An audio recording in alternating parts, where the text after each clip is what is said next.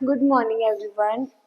किवें हो सारे। ते अज आपां ना क्लास 9th दा chapter 12th work power and energy start करन लगे हाँ। किहड़ा चैप्टर है?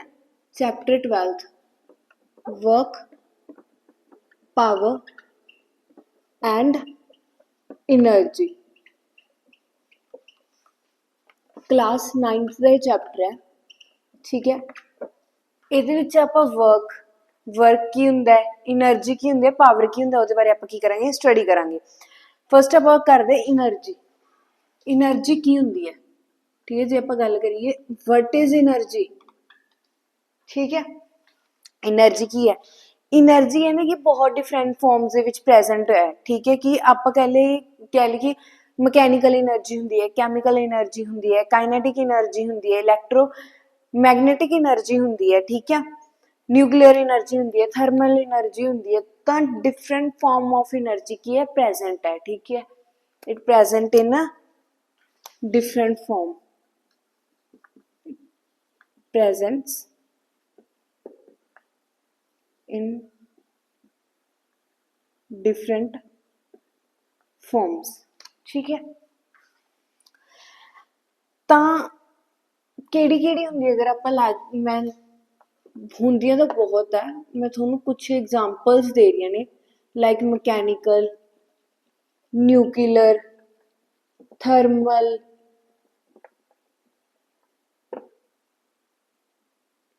इलैक्ट्रोमैग्नेटिक, तो बहुत ज़्यादा होंदियां ने, ठीक है। इन्नियां कि नहीं होंदियां, बहुत ज़्यादा टाइप की की होंदी है एनर्जीज प्रेजेंट होंदी है, ठीक है। अगे वर्क, अगे केड़ा टॉपिक है, वर्क। मैं थोड़ा थोड़ा दसदी जाऊंगी, फिर इन्होंने एक्सप्लेन करती जाऊंगी। Work, the work done bye a definition लिख सकते हो जो स्टेटमेंट लिखनी होवे, ठीक है।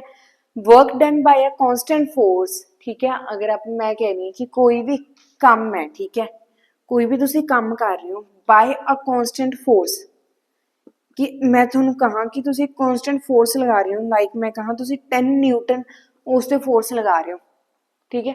10 न्यूटन कंटीन्यूसली तुसी सिर्फ 10 न्यूटन फोर्स ला रहे हो, ना तो वध ला रहे हो ना घट ला रहे हो, ठीक है। उसते कहते कि अगर the work done by an constant force is defined as the product of the components of the force in the direction of the displacement and the magnitude of the displacement। ਹੁਣ देखो कहते कि ਹੁਣ इनर वर्क की है, work ਨੂੰ ਆਪਾਂ simply ਅਗਰ ਡਿਫਾਈਨ ਕਰੀਏ ਉਹ ਕਿਹਦਾ ਪ੍ਰੋਡਕਟ ਹੈ, ਉਹ ਦੋ ਕੰਪੋਨੈਂਟ ਆਫ ਫੋਰਸਿਸ ਦਾ, ठीक है। ਜੇ कह लो टू कंपोनेंट्स ਦਾ, ठीक है, प्रोडक्ट है। फर्स्ट डायरेक्शन,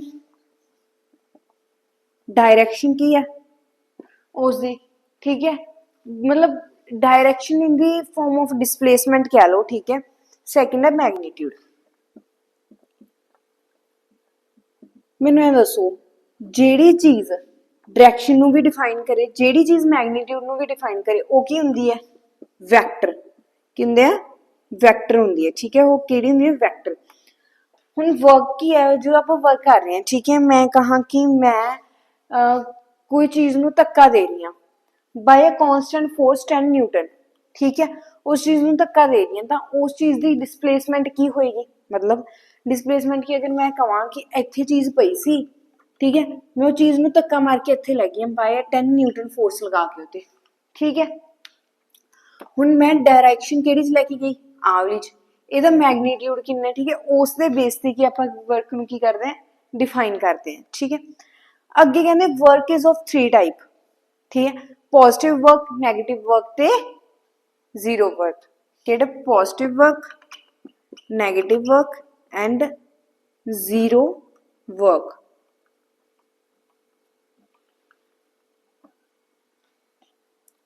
ठीक है। हुण कहते कि फैक्टर जेड़े वर्क नू डिटरमाइन करते हैं, केड़े केड़े फैक्टर है जेड़े वर्क नू डिटरमाइन करनगे। फर्स्ट होएगा work done is directly proportional to the magnitude of applied force, ठीक है। वर्क मैं कहा कि वर्क हमेशा किदे डायरेक्टली प्रोपोर्शनल होएगा, मैग्नीट्यूड दे। किदे डायरेक्टली प्रोपोर्शन होएगा, मैगनीट्यूड दे। ठीक है, सैकेंड मैं कहा कि सैकेंड वर्क की डायरैक्टली प्रोपोर्शनल या इनवर्सली प्रोपोर्शनल होएगा। वर्क हमेशा डायरैक्टली प्रोपोर्शनल होंगे मैगनीट्यूड दे as well as directly proportional to the displacement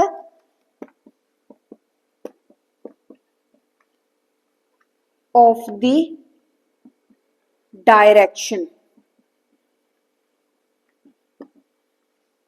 ठीक है, अगे SI unit of the work, work दी SI यूनिट की होंदी है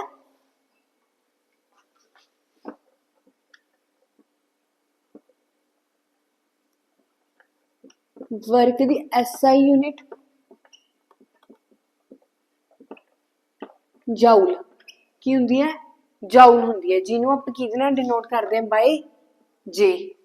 कितना डिनोट करते हैं बाय जे। कहते वर्क आप कदों कहांगे कि वर्क 1 जूल होएगा, डेफिनेशन लिखो, वर्क कदों 1 जूल होएगा। Work done is said to be a joule, is said to be a 1 joule if the force of 1 Newton acting on a body displacing it through 1 meter।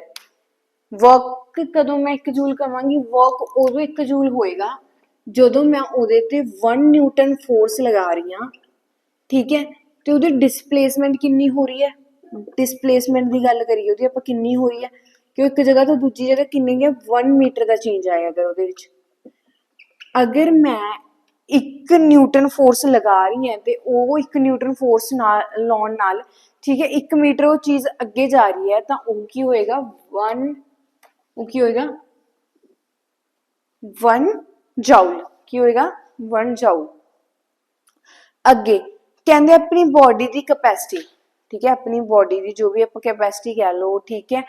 अगे intimate और animate और इनिमेट, ठीक है, to do a work is term as energy. हुण तुसीं कहोगे कि सानू एनर्जी तो फुल फॉर्म दसी नहीं, जां एनर्जी की डेफिनेशन तो दसी नहीं, एनर्जी वर्क की है, एनर्जी की फुल फॉर्म की लिखूँ, मतलब अगर डेफिनेशन लिखनी हो कैपेसिटी, कैपेसिटी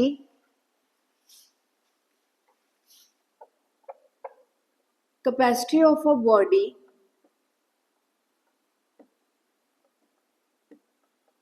एनिमेटेड और इनएनिमेटेड। ठीक है,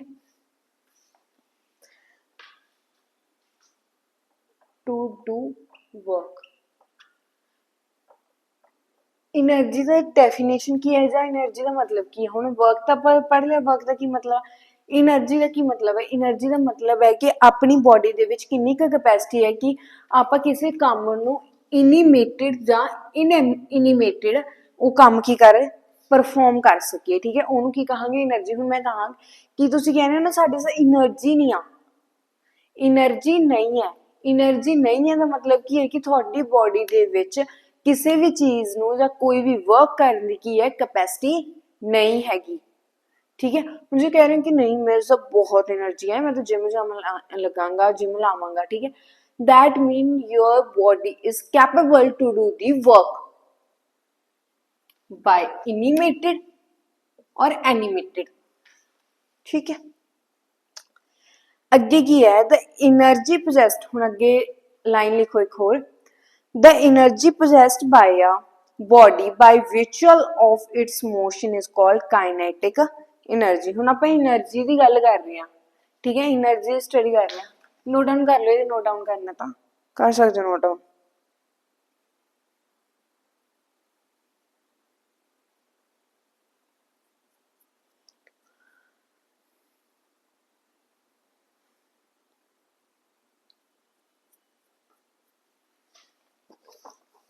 मैं तुहानूं दस्सिया कि कई तरह की की हुंदी है एनर्जी हुंदी है, उहदे विच आपां सब तो पहला किहड़ी एनर्जी स्टडी करन लगे हां, काइनेटिक एनर्जी। किहड़ी काइनेटिक एनर्जी, पोटेंशियल एनर्जी, आपां सारी एनर्जी स्टडी करांगे ते इट इज वेरी इंपॉर्टेंट, कि है बहुत ज़्यादा इंपॉर्टेंट। हुण काइनेटिक एनर्जी की अगर तुसीं डेफिनेशन लिखनी है तो की लिखोगे,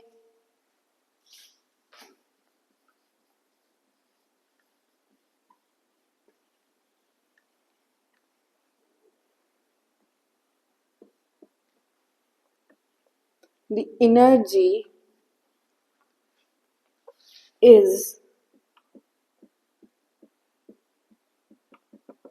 the energy is possessed by the energy, the definition लिख लो, the energy possessed by a body, the energy possessed by a body by virtue of its motion.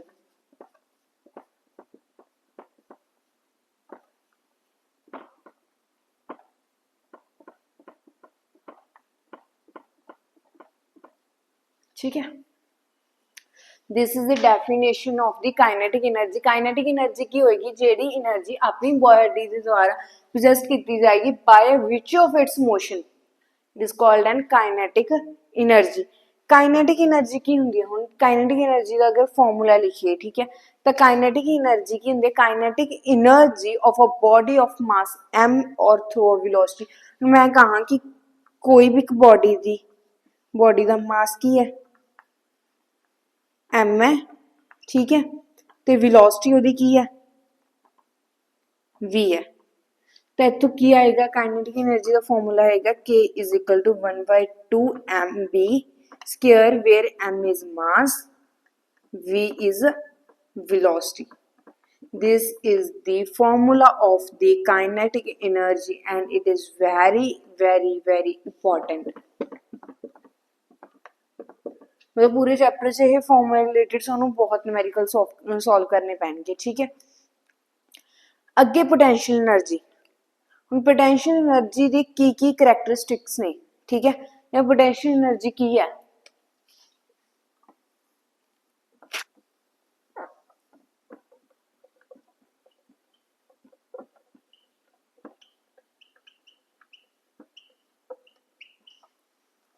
की स्टडी कर रहे हैं आप पोटेंशियल एनर्जी। कहते potential energy of a body at a surface of earth is taken as zero. हुण अगर मैं तुहानूं कहां कि आपां मैं किसी भी ना सरफेस ते, ठीक है, सरफेस ते मैं कहां अर्थ दी सरफेस, मेरी अर्थ आ, अर्थ दी सरफेस ते अगर चल जो भी आ, ठीक है, जिवें बन गया अर्थ दी हुण मैं सरफेस ते गल करां, सरफेस ते पोटेंशियल एनर्जी हमेशा आप की लेके चलते हैं जीरो लेके चलते हैं। सरफेस अपनी अर्थ की सरफेस ते आप की है पोटेंशियल एनर्जी की लेके चलते हैं जीरो लेके चलते हैं, ठीक है। कहते the when the body is राइज्ड above the ground level it's potential energy is increased. हुण सरफेस और अर्थ अगर आप लेके चलिए तो पोटेंशियल एनर्जी की होगी जीरो की होगी। मैं कहा कि अबब, मैं अबब सरफेस लैवल गल कर रही हाँ कि सरफेस लैवल तो मैं उत्ते पुछ रही हाँ कि पोटेंशियल एनर्जी की होगी, तो पोटेंशियल एनर्जी उत्ते की हो जाएगी इनक्रीज हो जाएगी, की हो जाएगी इनक्रीज हो जाएगी, ठीक है। When the body is brought by height towards the ground it's potential energy is decrease. हुण कहंदे कि कोई भी आप बॉडी, ठीक है, ਉਹਨੂੰ कि आप एक फिक्स्ड मतलब कोई ਉਹਦੀ हाइट है, ठीक है, मैं कोई चीज़ कहाँ ਇਹਦੀ हाइट है, ठीक है, मैं उस तो ਉਹਨੂੰ कित्थे लेके आवां ग्राउंड लैवल ते आवां, तो ग्राउंड लैवल ते आवां तो पोटेंशियल एनर्जी अगर मैं हाइट एक हाइट टूवर्ड्स मैं ग्राउंड गल करा तो उस ते की हो जाएगा पोटेंशियल एनर्जी की हो जाएगी डिक्रीज हो जाएगी, की हो जाएगी डिक्रीज हो जाएगी, ठीक है। अगे at any point above the surface of the earth potential energy is equal to work done in raising the body to that. हुण क्या अगर मैं गल करा, ठीक है, कोई भी पॉइंट तो, ठीक है, मतलब कोई भी पॉइंट है एक सरफेस लैवल अपनी अर्थ के सरफेस लैवल के उपर मैं कोई फिक्सड पॉइंट की गल करा उत्थे पोटेंशियल एनर्जी की इक्वल होगी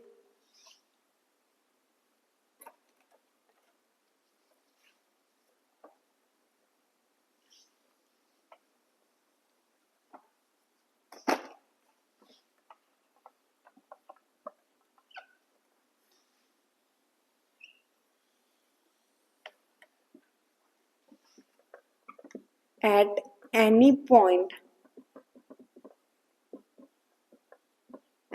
any point above the surface level, उस टाइम पोटेंशियल एनर्जी किहदे इक्वल होएगी? Any idea? Anyone gases?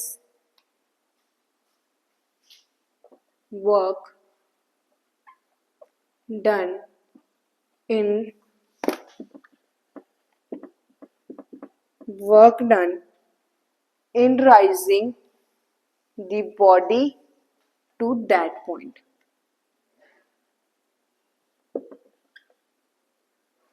Rising the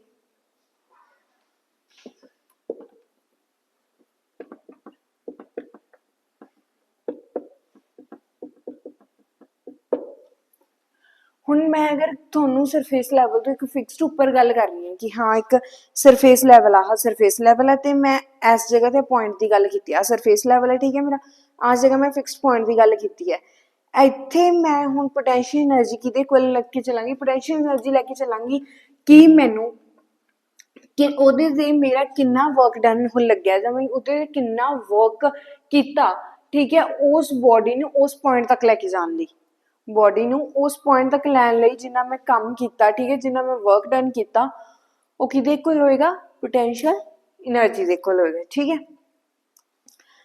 ਅੱਗੇ ਗੱਲ ਕਰੀਏ ਕਿ ਵਰਕ ਡਨ ਹੁਣ ਅੱਗੇ ਇੱਕ ਲਾਈਨ ਹੋਰ ਲਿਖੋ work done on the body by external force is applied to the change in kinetic energy of the body. This is called the work energy principle.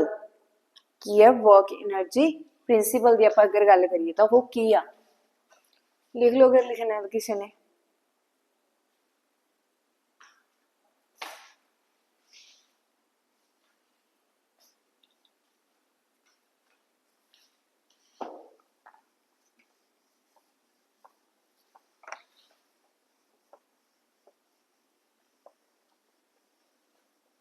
ਕਿਹੜਾ ਪ੍ਰਿੰਸੀਪਲ ਸਟੱਡੀ ਕਰਨ ਲੱਗੇ work energy principle work energy principle ਕੀ ਹੁੰਦਾ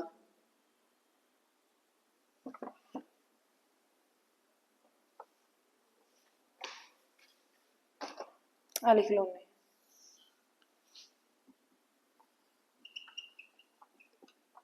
ਮੈਂ work energy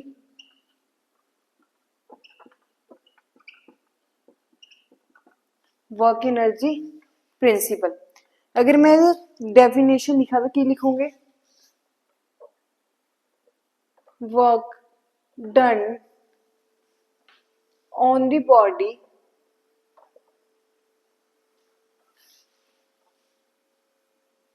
bye external forces work done on the body by an external forces is equal to the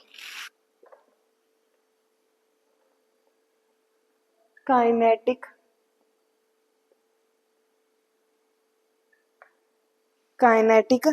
energy of the is equal to the change of kinetic energy of the body ਹੁਣ work energy principle ਕੀ ਹੁੰਦਾ ਹੈ work energy principal ਹੁੰਦਾ ਹੈ ਕਿ ਆਪਾਂ ਕਿਸੇ ਵੀ body ਤੇ ਜਿਹੜਾ ਕੰਮ ਹੁਣ ਮੈਂ ਕਹਾਂ ਕਿ ਕਿਸੇ ਬੋਡੀ ਤੇ ਤੁਸੀਂ ਕੀ ਵਰਕ ਡਨ ਕੀਤਾ ਮਤਲਬ ਉਹਦੇ ਤੇ ਐਕਸਟਰਨਲ ਫੋਰਸ ਲਗਾਈ ਕਿ ਆਪਾਂ ਬਾਹਰੋਂ ਉਹਦੇ ਤੇ ਕੋਈ ਫੋਰਸ ਲਗਾ ਰਹੇ ਹਾਂ ਆਪਣੇ ਆਪ ਉੱਤੇ ਕੋਈ ਫੋਰਸ ਨਹੀਂ ਲੱਗ ਰਹੀ ਆਪਾਂ ਬਾਹਰੋਂ ਫੋਰਸ ਅਗਰ ਕਿਸੇ ਬੋਡੀ ਤੇ ਲਗਾ ਰਹੇ ਹਾਂ ਤਾਂ ਹਮੇਸ਼ਾ ਕਿਹਦੇ ਕੋਲ ਹੋਏਗਾ ਜਿੰਨਾ ਉਹਦੇ ਚ ਕਾਈਨੇਟਿਕ ਚੇਂਜ ਇਹੀ ਹੈ ਨਾ ਕਾਈਨੇਟਿਕ ਚੇਂਜ ਦਾ ਆਪਾਂ ਫਾਰਮੂਲਾ ਕੀ ਕੀਤਾ 1/2 mv²। m ਕੀ ਹੈ ਮਾਸ v ਵੈਲੋਸਿਟੀ ਮਤਲਬ ਕਿ ਡਿਸਪਲੇਸਮੈਂਟ ਕਿੰਨੀ ਹੋਈ ਅਗਰ ਆਪਾਂ ਦੂਜੀ ਸਿੰਪਲ ਲੈਂਗੁਏਜ ਚ ਗੱਲ ਕਰੀਏ ਕਿ ਡਿਸਪਲੇਸਮੈਂਟ ਕਿੰਨੀ ਹੋਈ ਠੀਕ ਹੈ ਡਿਸਪਲੇਸਮੈਂਟ ਕਿੰਨੀ ਹੋਈ ਕਾਈਨੇਟਿਕ એનર્ਜੀ ਉਹਦੇ ਇਕੁਅਲ ਹੀ ਆਉਂਦਾ ਠੀਕ ਹੈ ਹੁਣ ਮੈਂ ਉਹੀ ਕਹਿ ਰਹੀ ਹਾਂ ਕਿ ਅਗਰ ਤੁਸੀਂ ਕਿਸੇ ਬੋਡੀ ਤੇ ਇੱਕ ਐਕਸਟਰਨਲ ਫੋਰਸ ਬਾਈ ਐਕਸਟਰਨਲ ਫੋਰਸ ਤੁਸੀਂ ਉਹਦੇ ਤੇ ਵਰਕ ਡਨ ਕਰ ਰਹੇ ਹੋ ਤਾਂ ਹਮੇਸ਼ਾ ਕਿਹਦੇ ਕੋਲ ਹੋਏਗਾ ਜਿੰਨਾ ਕਾਈਨੇਟਿਕ એનર્ਜੀ ਦੇ ਵਿੱਚ ਚੇਂਜ ਆਇਆ ਹਮੇਸ਼ਾ ਉਹਦੇ ਕੋਲ ਹੋਏਗਾ this is very important work energy principal ਇਹ ਪਤਾ ਹੋਣਾ ਚਾਹੀਦਾ it's a very important work energy principal पता होवे कि हाँ work what is work energy principal ठीक है ਅੱਗੇ ਆਪਾਂ ਕਰਦੇ ਹਾਂ law of conservation of energy. What is law of conservation of energy? Very important है ये भी, ठीक है। ये ਤੁਹਾਨੂੰ वर्क एनर्जी प्रिंसिपल भी आएगा, ठीक है, जब तक चांसेस है कि पेपर च ए भी आएगा ते नाल की स्टेट करना आएगी कंजर्वेशन ऑफ मास नू स्टेट करना आएगा। कर दे रेज लिख लिया होगा।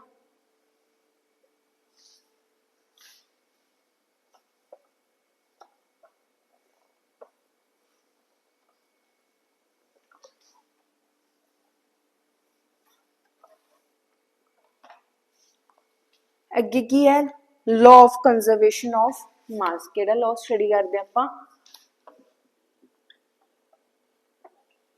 Law of conservation of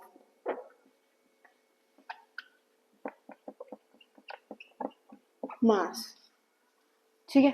what is law of conservation of mass ते की स्टेट करदा है, मतलब की कहंदा है, कहंदे कि कहंदे the energy in this system can neither be created nor be destroyed, ठीक है। it can simply change from one form to another। कहंदे कि जिहड़ी आपां एनर्जी आपां गल करदे हैं, ठीक है, किसी भी एनर्जी की गल करदे हैं किसी भी system the energy in energy system can neither be created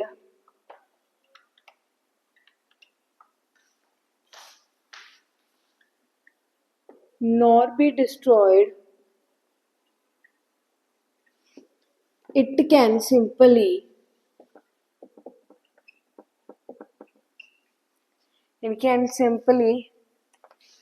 change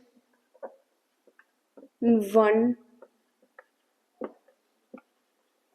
form to another। this is what the law of conservation of mass state कहंदे कि हुण अपनी अर्थ दे, ठीक है, एक फिक्स्ड मास कह लो कि अपनी अर्थ दे एक फिक्स्ड एनर्जी, ठीक है, कह लो हैगी है, क्योंकि ना तो कदे एनर्जी डिस्ट्रॉयड होए, ठीक है, ना एनर्जी बने, ठीक है। हुण तुसीं कहना कि नहीं आपां तां अगर किसी चीज़ नूं एनर्जी दे रहे हैं तो एनर्जी तो बन ही रही है, नहीं बन रही, ਉਹ ਨਾ ਪਹਿਲਾਂ ਨਾ ਕਿਸੇ ਫਾਰਮ 'ਚ ਪਈ ਸੀ। ਮਤਲਬ ਕੀ ਇਹ ਹੁੰਦਾ ਜਨਰਲੀ ਕਈ ਵਾਰ ਮਕੈਨੀਕਲ એનર્ਜੀ ਹੈ, ਠੀਕ ਹੈ, ਉਹ ਕਿਹਦੇ ਵਿੱਚ ਚੇਂਜ ਹੋ ਜਾਏਗੀ? ਕੈਮੀਕਲ એનર્ਜੀ ਦੇ ਵਿੱਚ ਚੇਂਜ ਹੋ ਜਾਏਗੀ। Chemical energy mechanical energy change ਹੋ ਗਈ। ਥਰਮਲ એનર્ਜੀ ਨੂੰ ਤੁਸੀਂ ਮਕੈਨੀਕਲ એનર્ਜੀ ਚੇਂਜ ਕਰਤਾ, ਤਾਂ ਮਤਲਬ ਆਪਾਂ ਕੀ ਹੈ ਇੱਕ ਫਾਰਮ ਟੂ ਦੂਜੀ ਫਾਰਮ ਕੀ ਕਰਦੇ ਆ ਇਹਨੂੰ ਚੇਂਜ ਕਰਦੇ ਆ, ਠੀਕ ਹੈ।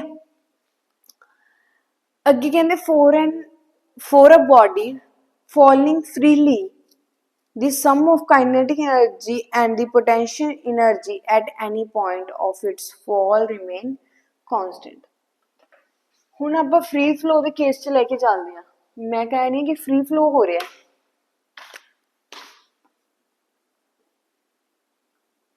free flow ਹੋ ਰਿਹਾ, ठीक है। ਕੀ ਹੋ ਰਿਹਾ?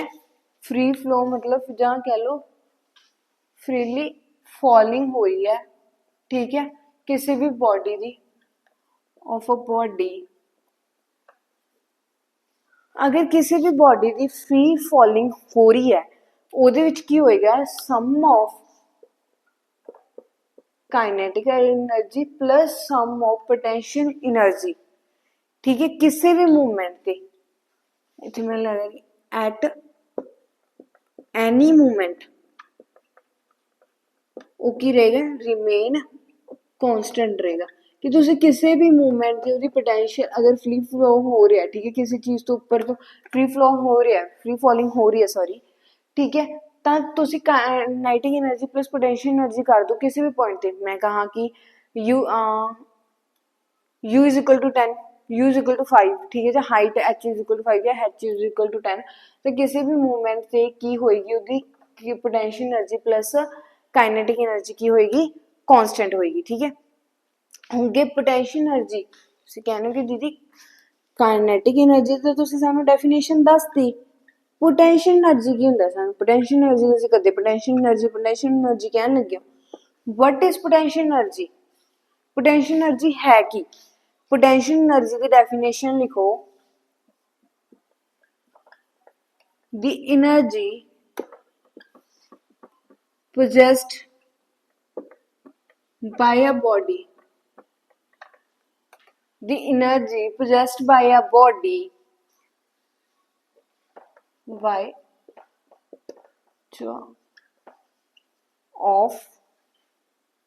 virtue of position and configuration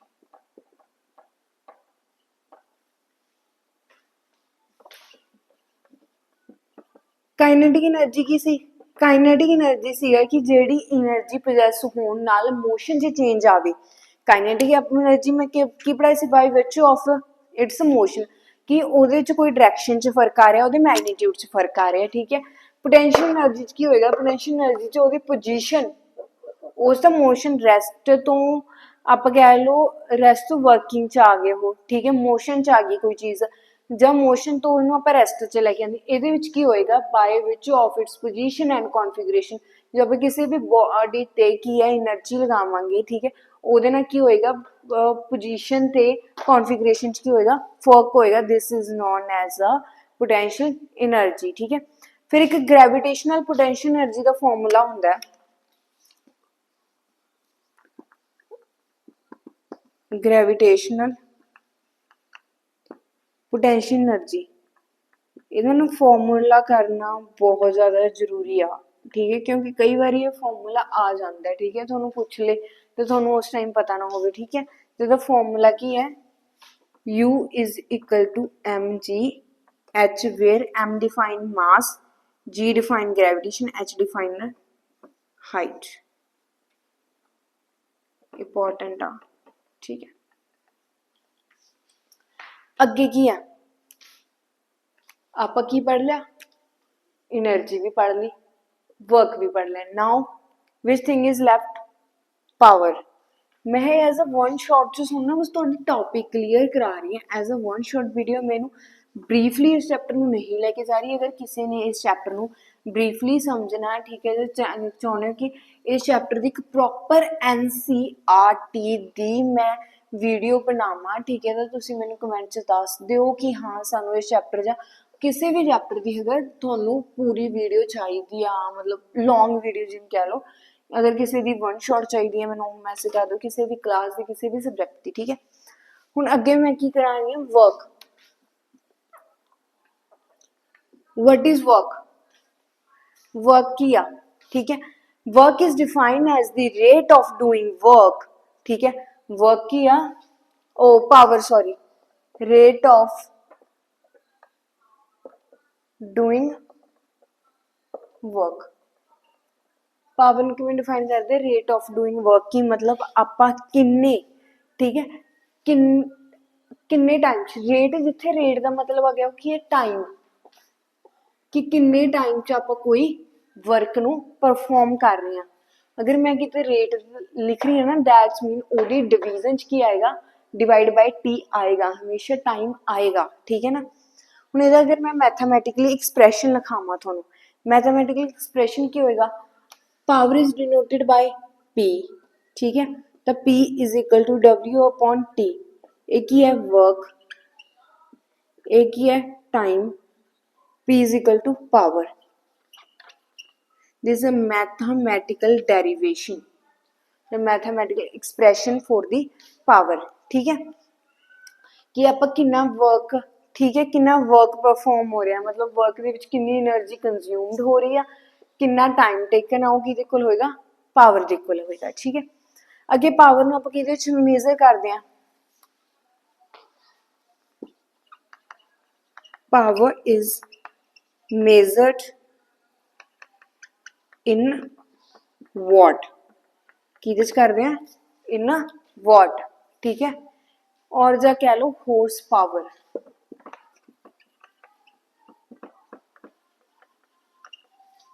कादे च बाय हॉर्स पावर ठीक है ज्यादा मैनू वाट च मेजर करांगे या हॉर्स पावर दे विच मेजर करांगे ठीक है और ਇਹਦੇ ਵਿੱਚ ਹੋਰ ਦੱਸਣ ਵਾਲਾ, ਹਾਂ ਇੱਕ ਚੀਜ਼ ਹੋਰ ਲਿਖੋ ਕਿ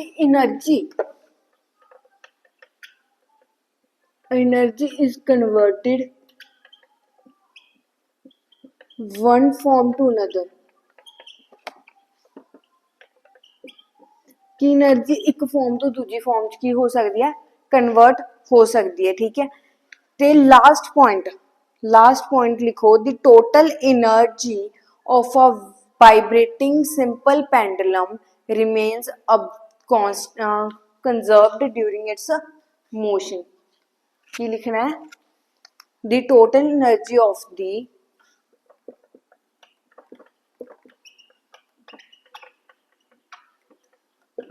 total energy of the vibrating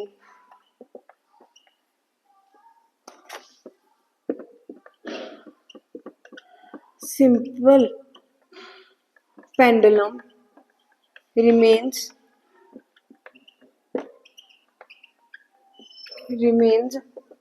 constant।